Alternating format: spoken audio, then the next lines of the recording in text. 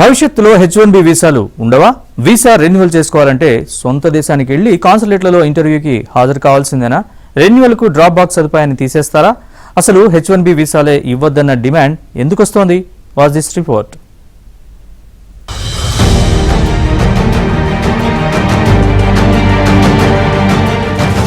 America నుంచి ఎలాగోలా విదేశీయులను పంపించాలనుకుంటున్నారు అధ్యక్షుడు డొనాల్డ్ ట్రంప్. ఇందుకోసం రకరకాల ఎత్తులు వేస్తున్నారు. ఆయన ప్రభుత్వ వేధింపులు తట్టుకోలేక ఇప్పటికే వేలాది మంది స్వదేశాలకు వెళ్లిపోయారు. ట్రంప్ పాలన ముగిశాక చాలా మంది మళ్లీ అమెరికా వెళతామంటున్నారు.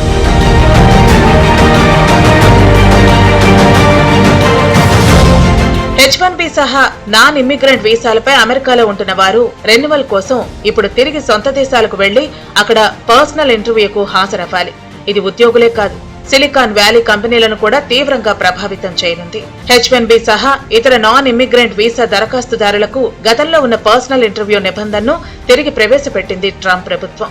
ఈ కొత్త నిబంధన ప్రకారం సెప్టెంబర్ 2, 2025 నుంచి నాన్ ఇమ్మిగ్రెంట్ వీసా రెన్యువల్ చేసుకోవాలనుకునే వారందరూ తమ సొంత దేశాల్లో తప్పనిసరిగా ఇంటర్వ్యూకు హాజరు కావాలి.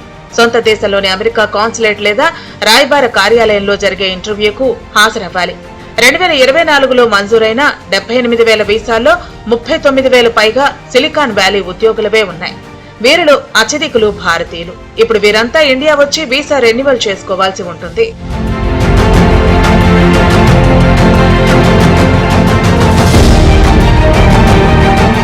సాధారణంగా H1B వీసా గడువు 3 ఏళ్లు ఉంటుంది. ఆ తర్వాత మరో 3 ఏళ్లకు రెన్యువల్ చేసుకోవచ్చు. అయితే ఇప్పుడు రెన్యువల్ కోసం ఉద్యోగులు తమ సొంత దేశాలకు తిరిగి వెళ్లి పర్సనల్ ఇంటర్వ్యూకు హాజరవ్వాలి. ఇప్పటిదాకా డ్రాప్ బాక్స్ సిస్టమ్ ఉంది.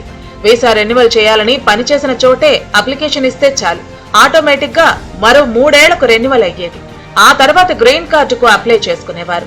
ట్రంప్ కొత్త రూల్తో డ్రాప్ బాక్స్ సిస్టమ్ రద్దయింది. We assembled here today are issuing a new decree to be heard in every city, in every foreign capital, and in every hall of power. From this day forward, a new vision will govern our land. From this day forward, it's going to be only America first.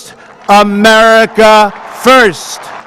Every decision on trade, on taxes, on immigration, on foreign affairs will be made to benefit American workers and American families.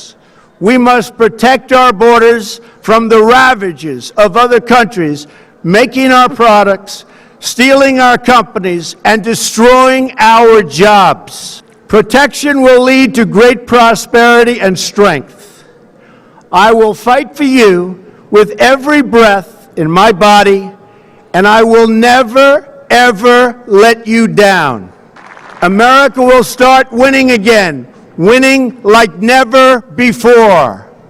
కొత్త నిబంధన వల్ల ఉద్యోగులతో పాటు వారి కుటుంబ సభ్యులు కూడా స్వదేశానికి వెళ్లాల్సి ఉంటుంది. దీనివల్ల వృధా ఖర్చులే కాదు, చేస్తున్న పనికి కూడా ఆటంకం. ఒక్కోసారి వీసా జారీ ప్రక్రియలో ఆలస్యం కూడా జరిగే అవకాశం ఉంది. దీనివల్ల వీసా అప్లికెంట్స్, ఇటు కంపెనీలు సైతం నష్టపోయే ఛాన్స్ ఉంది. స్వదేశానికి పంపిస్తే కొందరైనా తిరిగి రాకుండా ఉంటారనేది ట్రంప్ ఎత్తుగడ. ప్రధాన టెక్ కంపెనీలైన అమెరికా గూగుల్ హెడ్ ఆఫీసులో 5,367 మంది H1B వీసాపై ఉద్యోగులు పనిచేస్తున్నారు. మెటా, యాపిల్ వంటి సంస్థల్లోనూ దాదాపు అంతే సంఖ్యలో ఉద్యోగులు ఉన్నారు. ఈ కొత్త నిబంధన వల్ల వీరంతా స్వదేశానికి వెళ్లి మళ్లీ రావాల్సి ఉంటుంది. ప్రధానంగా H1B వీసాలు లేకపోవటం బహుశా ఉండదు. ఖచ్చితంగా H1B వీసాలు ఉంటాయి, కానీ ఏంటంటే గతంలో లాగా కాకుండా వేరే పద్ధతిలో ఉంటాయి అనేది.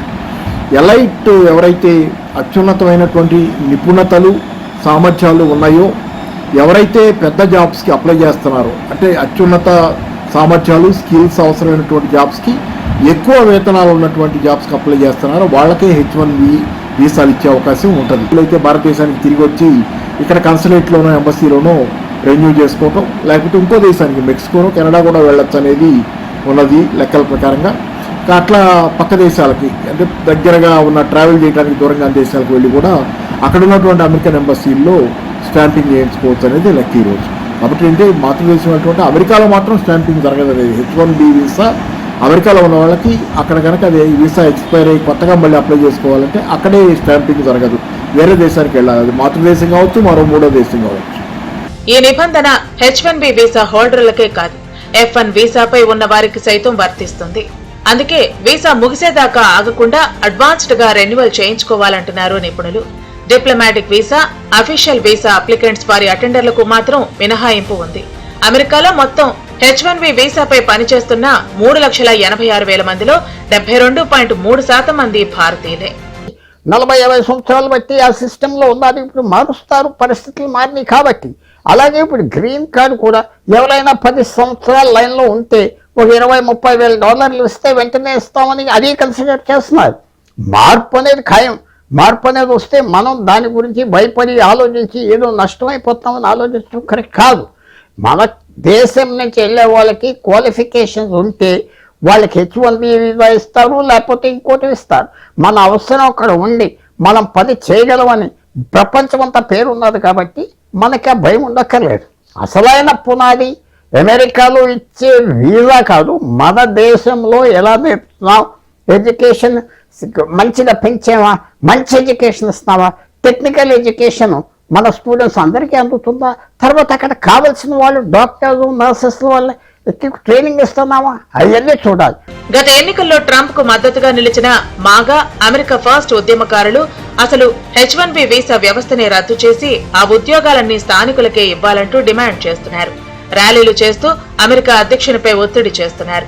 అసలు అమెరికాలో ఉద్యోగాలు విదేశీయులకు ఎందుకు ఇవ్వాలని ప్రశ్నిస్తున్నారు. విదేశీయులకు ఉద్యోగాలిస్తే అలాంటి కంపెనీలను బ్లాక్ లిస్ట్ లో పెట్టి ప్రభుత్వం ఇచ్చే ఎలాంటి ప్రయోజనాలు ఇవ్వద్దనేది మాగా ఉద్యమకారుల వాదన.